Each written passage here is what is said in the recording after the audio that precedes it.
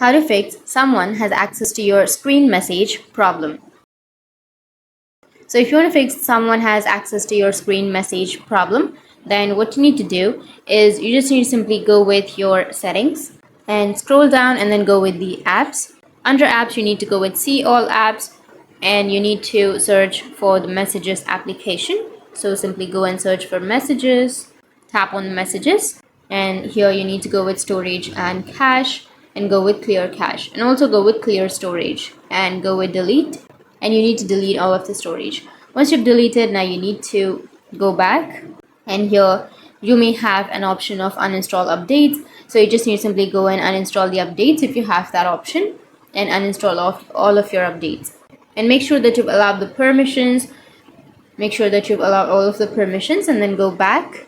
And once you've done all of these, now you just need to simply restart your device. Press and hold on to that power button and then tap on restart. And after restarting, your problem will be fixed. So that's how you can fix someone has access to your screen message problem. And if you have any questions, feel free to comment below. Thanks for watching.